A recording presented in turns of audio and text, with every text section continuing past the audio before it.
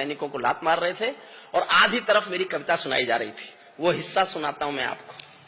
और अगर आपने मेरा समर्थन किया, पूरे सदन ने समर्थन किया, तो मैं हिंदुस्तान के प्रधानमंत्री के सामने सीना तान के ये भाषा बोलना चाहता हूं। बहुत दुख होता है साहब, कब तक तिरंगे में लिपटी लाशें देखेंगे, कब तक सैनिकों का अपमान देखेंगे।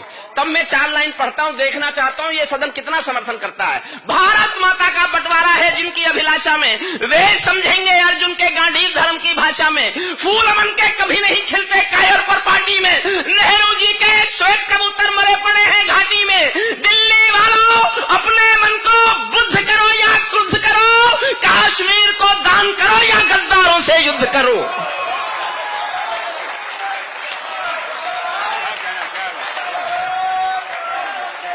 बैठिए बैठिए। कश्मीर को दान करो या गद्दारों से युद्ध करो। जेल भरे क्यों बैठे हैं हम आदमखोर दरिंदों से, आजादी का दिल घायल है जिनके गोरख धंधों से। घाटी में आतंकवाद के कारक बने हुए हैं जो, बच्चों की मुस्कानों के संहारक बने हुए हैं जो, उन जहरीले नागों को भी दूध पिलाती है दिल्ली, मेहमानों जैसी बिरयानी चिकन खिलाती है दिल्ली। जिनके कारण पूरी घाटी, मेरे इस दर्द पर ध्यान देना। हमारे मंत्री जी कह रहे थे क्या बोलेंगे आप कवि, कवियों की जुबान आकाश होती है। मैं बताता हूं कवि क्या बोलना चाहते हैं, अभी भी बोलेंगे और आपसे बोलेंगे और सीना तान के बोलेंगे। जिनके कारण पूरी घाटी जली दुल्हन सी लगती है, पूनम वाली रात चांदनी चंद्र ग्रहण सी लगती है। जिनके कारण मां की बिंदी दाग दिखाई देती है, वैष्णो देवी मां के घर में आग दिखाई देती है। उनके पैरों बेड़ी जकड़े जाने में देरी क्यों है, उनके फन पर हेड़ी रगड़े जाने में देरी क्यों है। उनके फन पर हेड़ी रगड़े जाने में, उनके फन पर हेड़ी रगड़े जाने में देरी क्यों है।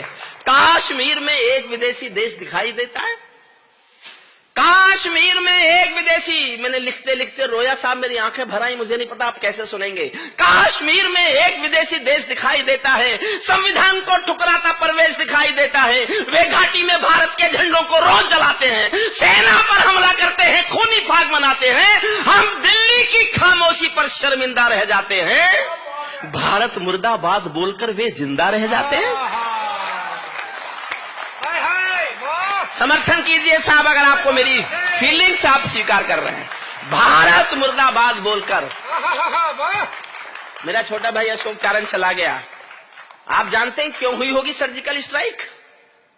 मैंने 2 लाइन लिखी थी इसलिए हुई सर्जिकल स्ट्राइक। और मैं कितने गुस्से में था आप कल्पना भी नहीं कर सकते कि हरिओम पवार ये भाषा बोल सकता है। मुझसे पूछा जाता रहा बाबा तुमने ऐसा बोला क्या, मैंने कहा ऐसा बोला और बोलूंगा। समर्थन चाहता हूं और आपको लगे कि कवि का हक था इतना गुस्सा दिखाने का। मैं हाथ में इतनी जिम्मेदारी से हिंदुस्तान में संसद के खिलाफ बोलना चाहता था। मेरे गुस्से को स्वीकारना। भारत जिंदा, भारत मुर्दाबाद बोलकर वे जिंदा रह जाते हैं, हम दिल्ली की खामोशी पर शर्मिंदा रह जाते हैं। शायद तुम भी सत्ता मद के अहंकार में ऐठे हो। अगली पंक्ति पर सदन का, पूरे सदन का प्यार चाहता हूं। शायद तुम भी सत्ता मद के अहंकार में ऐठे हो, क्या 17 मंत्री मरने के इंतजार में बैठे हो?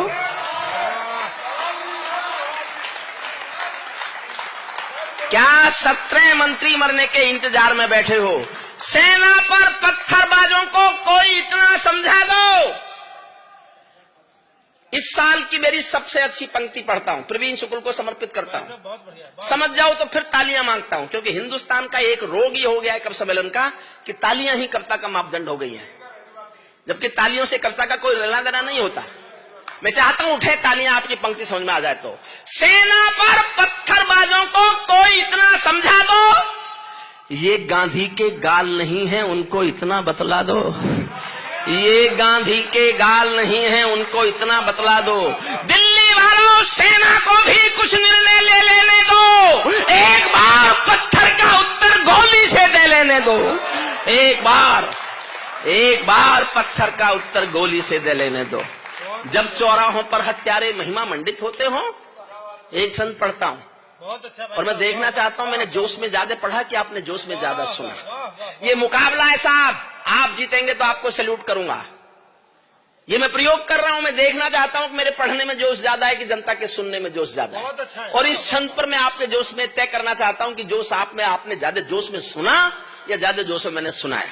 अंजुम जी, मैं आपसे अनुरोध करूंगा, आप भी ध्यान से तालियां बजाना, समझने बजने से कुछ मतलब है नहीं, क्योंकि मैंने आपकी उन गजलों पर, गीतों पर बहुत तालियां बजाई जो मेरी समझ में ही नहीं आई। आती नहीं मुझे तो समझ में, आ ही नहीं सकता। अगर मेरी समझ में आ गया होता तो माइकल बन गया होता ना। मन मांगता हूं पूरे सदन का साफ। आप तैयार हैं ना आप सुनने के लिए? इतनी देर तो मुझे आपको तैयार करने में लगी। फिर मैं एक मोदी पे कविता सुनाऊंगा आपको, जैसी प्रवीण ने सुनाई।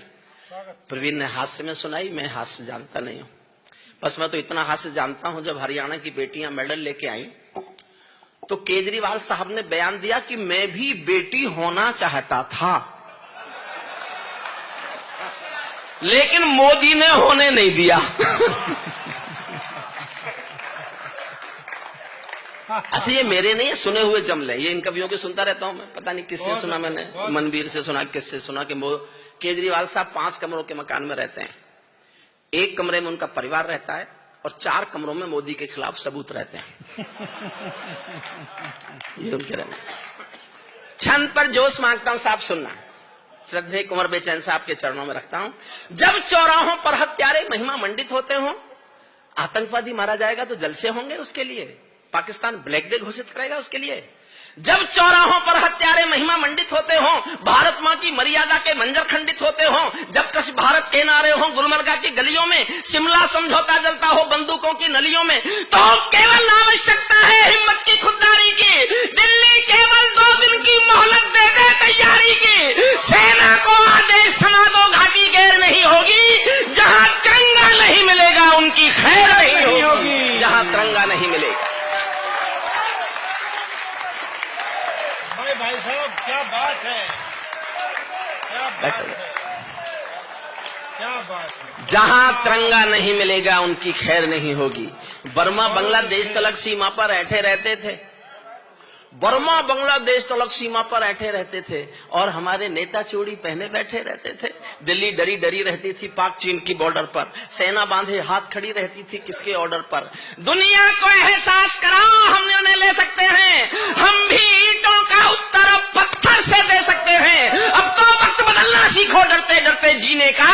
दुनिया को एहसास कराओ 56 इंची सीने का। दुनिया को एहसास कराओ,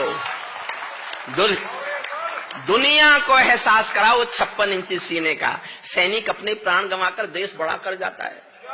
मेरी कविता की सबसे अच्छी पंक्तियां सुनना। सैनिक अपने प्राण गंवाकर देश बड़ा कर जाता है, बलिदानों की बुनियादों पर राष्ट्र खड़ा कर जाता है। जिनको मां के बलिदानी बेटों से प्यार नहीं होगा, उन्हें तिरंगे को लहराने का अधिकार नहीं होगा। उन्हें तिरंगे को लहराने का अधिकार नहीं होगा। सिंहासन के माने होते हैं सिंहों का आसन हो, कायरता से दूर अटल संकल्पों का अनुशासन हो। राजमहल के आचरणों की गंध हवा में जाती है। दिनकर जी ने एक पंक्ति लिखी, सिंहासन खाली करो की जनता आती है। हिंदुस्तान की सियासत बदलती रही, सरकारें बदलती रही। मैं भी एक पंक्ति पढ़ रहा हूं जो मेरे मरने के बाद शायद देश में कहीं ना कहीं कोट होगी। राजमहल के आचरणों की गंध हवा में जाती है, राजा कायर हो तो बिल्ली सिंहों को धमकाती है। राजा कायर हो, वरना हमारे सैनिकों पर कोई थप्पड़ उठा दे। राजा कायर हो तो बिल्ली सिंहों को धमकाती है। भारत एक अखंड राष्ट्र है, समापन करता हूं, जोश में समापन करना। भारत एक अखंड राष्ट्र है, 1.25 अरब की ताकत है। कोई हम पर आंख उठा ले किसकी भला हिमाकत है। धरती अंबर और समंदर को ये भाषा समझा दो, दुनिया के हर पंच सिकंदर को ये भाषा समझा दो। अब खंडित भारत मां की तस्वीर नहीं होने वाली, कश्मीर किसी के अब्बा की जागीर नहीं होने वाली। कश्मीर किसी के अब्बा की जागीर नहीं। बहुत मोदी पढ़ देता है।